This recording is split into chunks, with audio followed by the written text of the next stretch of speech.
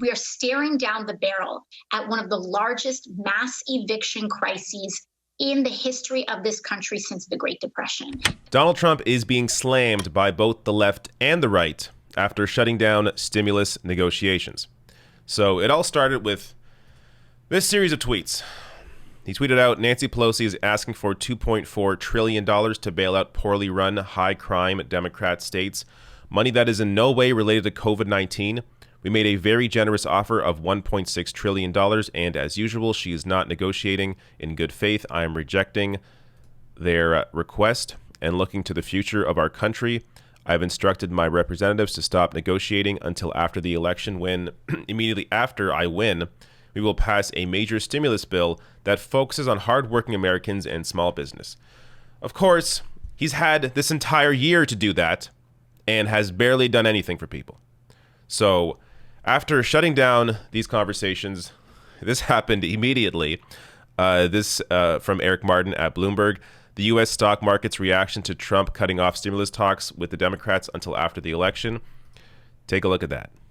There is Trump's tweet, and boom, stock market drops considerably.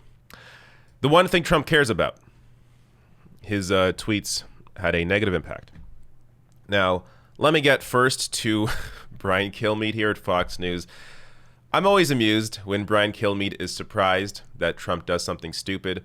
But once again here, Brian Kilmeade is surprised that Trump did what he did. Watch this. For the president to come out with a tweet like that with the market still open, just crash the market and cost people a lot of money, knowing that an hour before, Federal Chairman Jerome Powell put out this statement. They're warning that failing to inject more federal help into the economy would risk weakening the tenuous recovery. Yeah. The country needs stimulus checks. Airlines needs help. And, of course, you have 30,000 people who are about to lose their jobs and be furloughed through no fault of their own. The tourist industry, the hospitality industry have been destroyed. If you work in a hotel, you don't need me to tell you that. So get the PPP program financed again. They have to find a way to work out this thing behind closed doors, because riding the markets, it does nothing but have people lose money and gets people extremely stressed. And with the market closed, the president says, let's do this again. I understand negotiating tactics, but not at this point. I actually think the president now has more pressure on him now than he had before his first tweet, because Nancy Pelosi clearly could turn around and say, well, it's not my fault. I was having talks. So it looks like the president's the one to blame now. But I thought Donald Trump was the master negotiator. Donald Trump, the one thing he does know is how to make a deal. Except he has never shown the ability to do that. How many bankruptcies, how many failures, didn't pay taxes for 10 years because of tax fraud? Yeah, what a great man. Great businessman, great negotiator. No, total BS. So Brian Kilmeade here, I got to say, I enjoy his presence on Fox and Friends, because he's a guy who every now and then realizes that the president doesn't know what the hell he's doing. And unlike the other two who know that their job is to push propaganda out there, Brian Kilmeade is sort of just discovering that the GOP and Trump are completely out to lunch. But let me get a little deeper into what this means for actual people. So Jeff Stein here of the Washington Post tweeted out key consequences of stimulus talks falling through. Close to 30 million jobless people to permanently see an income cut of about 50%. 40% of restaurants face closure in about 6 months per surveys. Tens of thousands of airline workers will be laid off. No stimulus checks 2.0. No rental relief money. No more funding for testing and tracing. No Medicaid or COBRA money or newly uninsured. No $100 billion to help schools reopen safely. So not having a new stimulus has a wide-ranging impact on a lot of Americans' lives. Now let me get to some reaction from the Democratic side.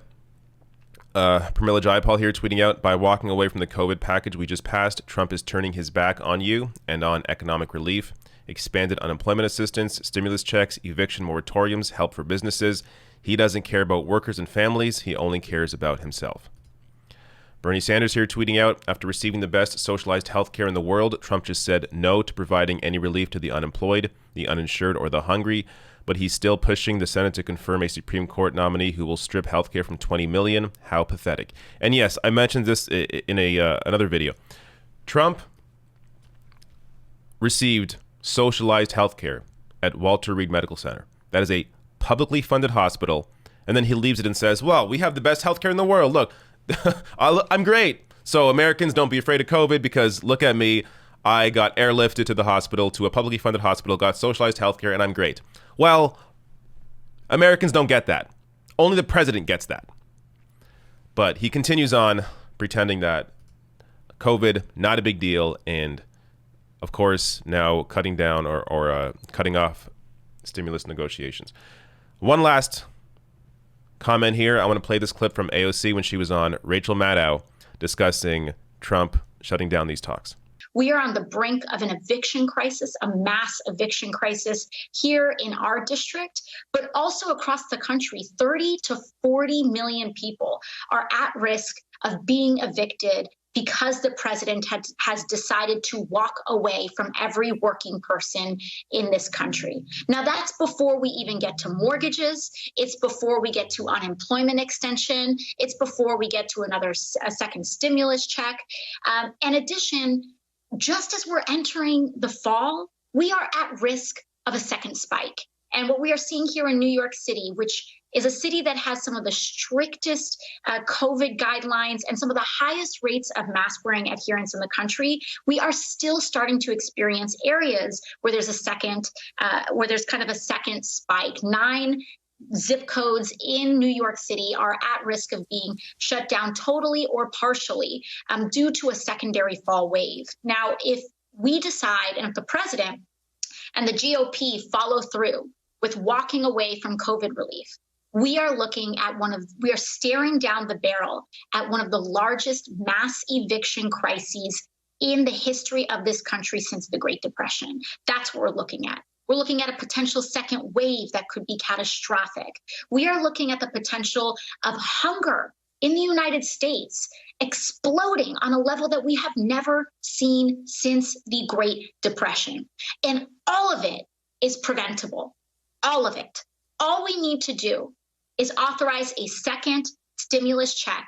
We need to make sure that we get state and local funding so that municipal governments can stay above water at least through the end of the year. We need to make sure that we are funding large-scale testing and tracing programs.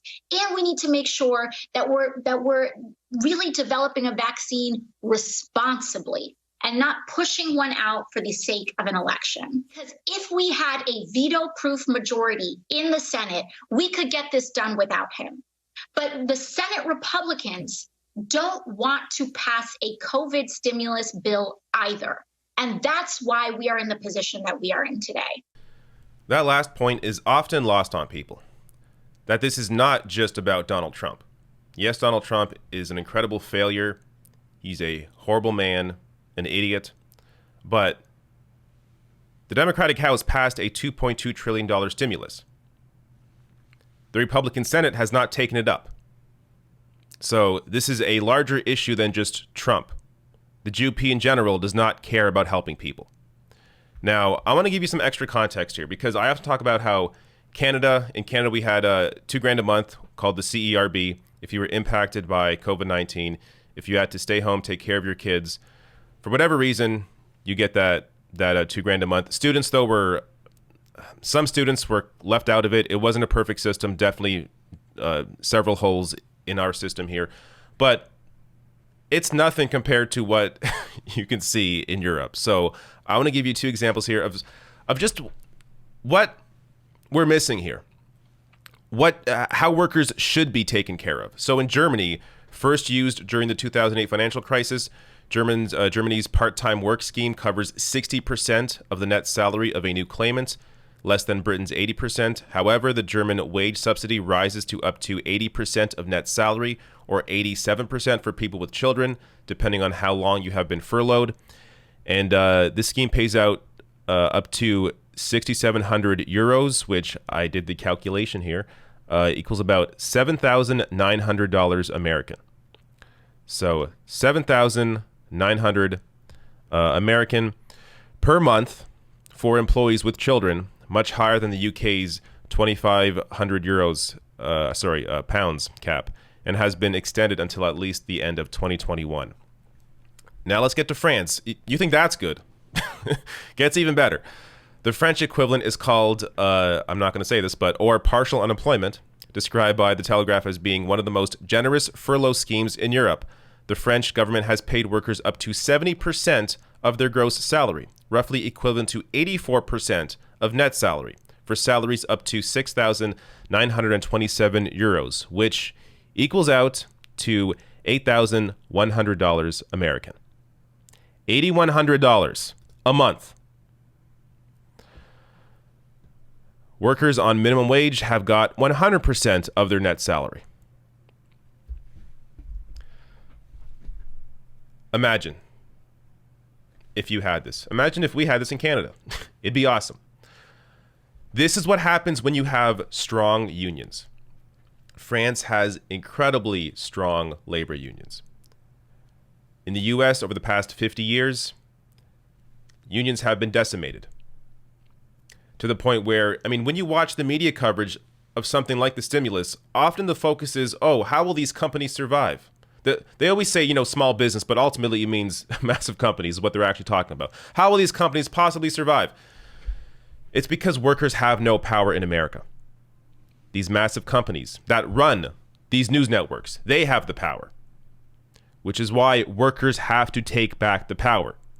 It starts with getting out Trump, and then it continues with fighting the Biden administration from the left, or from the position of the people, what workers actually need to survive. So getting out Trump is just step one. As I discussed, he isn't the only issue here. The GOP at large don't care about people at all. But getting out Trump is how you started, and some context here. Again, context is everything. When you realize what is happening outside your own borders, you just realize how much you're missing out on.